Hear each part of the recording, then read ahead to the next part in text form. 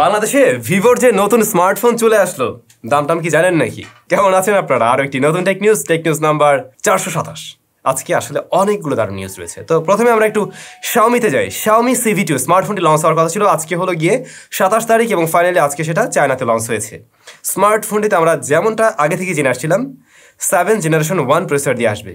7 Gen 1 দিয়ে কি আর কোনো স্মার্টফোন আসছে নাকি? মানে আপনাদের জানা থাকলে কমেন্ট করে জানাবেন। বাট আমার যতটুকু ধারণা এটাই মনে হয় প্রথম স্মার্টফোন কোয়ালকম স্ন্যাপড্রাগন 7 Gen 1 দিয়ে।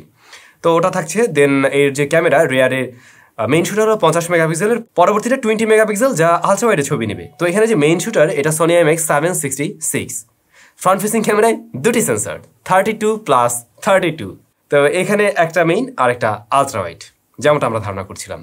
ডিসপ্লে হিসাবে 120Hz হাই রিফ্রেশের অ্যামোলেড প্যানেল রয়েছে এখানে, এবং ফোনটার ডিজাইন যেমনটা আপনারা দেখছেন আসলে দেখতে কিন্তু বেশ সুন্দর। শাওমি সিভির প্রথম জেনারেশনের ফোনটা আমরা বেশ সুন্দরই দেখছিলাম। সো বাংলাদেশে আসলে আমরা অবশ্যই এটা নিয়ে একটা রিভিউ দেবো, এটুকু শিওর থাকতে পারেন। ওদিকে হট প্যাটিস বিক্রি করে আমার বাসার নিচে, আমি জানি না সাউন্ড পাইতেছেন কিনা, গরম গরম হট প্যাটিস নিচে। তো শুরুতেই ভিভোর ব্যাপারে বলছিলাম, ভিভোর V25 সিরিজের স্মার্টফোন ফাইনালি বাংলাদেশে চলে এসছে। এই মুহূর্তে মনে হয় প্রি বুক চলছে। বাট V25 স্মার্টফোনের দাম, ওরে ভাই আমি এরকম দাম আশা করিনি। এটার প্রাইস কত? 47,999। তো এই প্রাইস আসলেই আমি আশা করি না। আমি ভাবছিলাম যে স্মার্টফোনটা হয়তো আরও কিছুটা কম দামে আসতে পারে।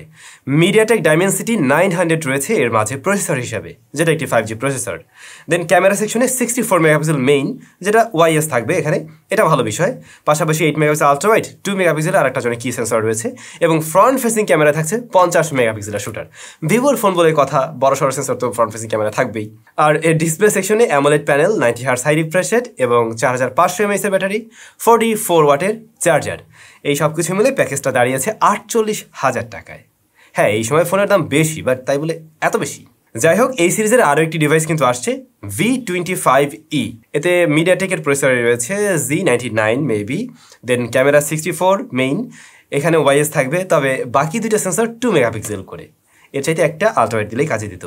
দেন ফ্রন্ট ফেসিং ক্যামেরা 32 আর ডিসপ্লে সেম অ্যামোলেড 90Hz এবং চার্জার 500 mAh ব্যাটারি, 44 ওয়াটের চার্জার। ওইটার দাম নিশ্চয়ই কিছুটা কম হতে পারে, ওইটার দামটা আমি এখনো ক্লিয়ার না। ইনফিনিক্স বলা যায় আস্তে আস্তে বেশ ভালো কাজ করার ট্রাই করছে। হ্যাঁ, হয়তো বাংলাদেশে আমরা তাদের অনেক দারুণ ডিভাইসগুলো লঞ্চ হতে দেখি না, কিন্তু গ্লোবালি বা অন্য কান্ট্রিতে অনেক দারুণ ডিভাইস তারা লঞ্চ করছে, বিভিন্ন ইনোভেশন করছে তারা। তো ইনফিনিক্সের নতুন একটা স্মার্টফোন আগামী মাসের 5 তারিখে, অক্টোবরের 5 তারিখে লঞ্চ হবে, ইনফিনিক্স 0 আলট্রা। এই স্মার্টফোনটা কী নিয়ে আসবে এখন পর্যন্ত বিভিন্ন লিকস রুমার আছে এবং সেগুলো খুবই স্পেশাল। বাট 5 তারিখে আমরা সব কিছু জানতে পারবো। এখন পর্যন্ত যতটুকু জানি 200 মেগাপিক্সেলের নাকি মেইন শুটার থাকবে, 200 মেগাপিক্সেলের ক্যামেরা। যাই হোক, পাশাপাশি টেলিফটো জুম লেন্স থাকার পসিবিলিটি আছে, এবং ডিসপ্লে হিসেবে 120Hz হাই রিফ্রেশ রেটের কোনো প্যানেল থাকতে পারে। আর প্রসেসর হিসেবে মিডিয়াটেক ডাইমেনসিটি 920 এমন কিছু থাকার পসিবিলিটি আছে, এবং এইটার যে চার্জার 180 ওয়াট নেই।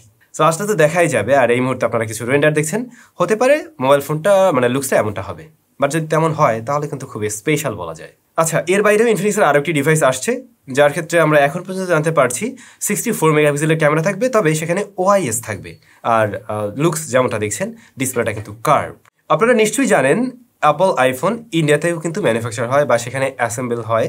তো 14 সিরিজের স্মার্টফোন অফিসিয়ালি অ্যাপল সেখানে অ্যাসেম্বলিং করা শুরু করছে বা ম্যানুফ্যাকচারিং শুরু করছে, মানে ইন্ডিয়ান ভ্যারিয়েন্টের জন্য আর কি। ভিভোর একটা ফোল্ডেবল ডিভাইস লঞ্চ হওয়ার কথা ছিল, Vivo x fold plus. Vivo x fold এই ডিভাইসটা গতকাল একটু হাতে নিয়ে ব্যবহার করার অভিজ্ঞতা আমার হয়েছিল, বাট এক্স ফোল্ড প্লাস যে ডিভাইস, এইটা ফাইনাল লঞ্চ হয়ে গেছে, এবং বেস ভ্যারিয়েন্টের দাম চাইনিজ কারেন্সিতে হলো গিয়ে 9,999। তো প্রসেসর হিসেবে রয়েছে কোয়ালকম স্ন্যাপড্রাগন 8+ Gen 1। ডিসপ্লে হিসেবে AMOLED panel 120Hz high refresh rate. তো ডিসপ্লেটা বড় করলে এর সাইজ হয় 8.3 ইঞ্চ, আর ছোট করলে মানে ছোট ডিসপ্লে মানে সেকেন্ডারি ডিসপ্লে হলো 6.53 ইঞ্চ। ক্যামেরা সেকশনে কিন্তু অনেক স্পেশাল কিছু রয়েছে। মেইন শুটার 50 মেগাপিক্সেল, তারপরে 8 মেগাপিক্সেলের পেরিস্কোপিক জুম লেন্স, তারপরে হলো গিয়ে 12 মেগাপিক্সেলের টেলিফটো এবং 48 মেগাপিক্সেল আলট্রা ওয়াইড শুটার। সবগুলো সেন্সরই কিন্তু কাজের। আর ফ্রন্ট ফেসিং ক্যামেরায় 16 মেগাপিক্সেলের শুটার রয়েছে এতে। ব্যাটারি 4730 আর 80 ওয়াটের চার্জার রয়েছে এর সাথেই। হ্যাঁ, অনেক কিছু ভালোই রয়েছে, কিন্তু দামটা মোটামুটি হাই বলা যেতে পারে।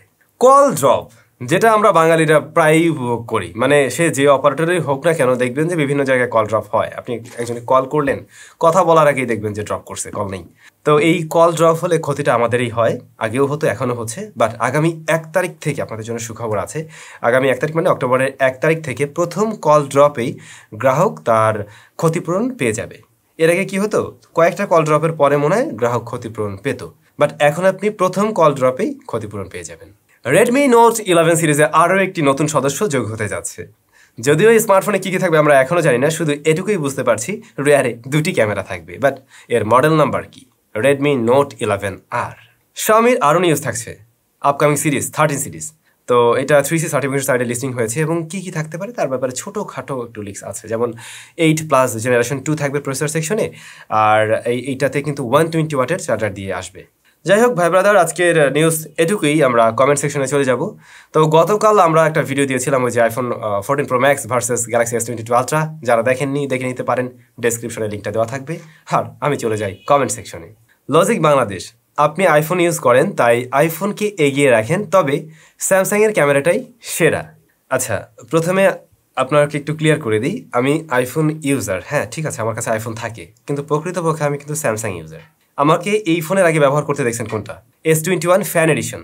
এই ফোনটা আমাকে দীর্ঘদিন যাবত আপনারা ব্যবহার করতে দেখছেন এবং এটাই আমার ডেইলি ড্রাইভার। এর মধ্যে সিম থাকে, আর আমি নিজেই তো স্যামসাং ইউজার।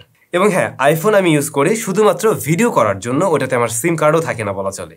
সো বলা যায় কি, মানে আসলে তো আমি স্যামসাং ইউজার, আইফোনটা আমার সেকেন্ডারি ডিভাইস, মানে ওইটা আমার প্রাইমারি ডিভাইস মোটেই না।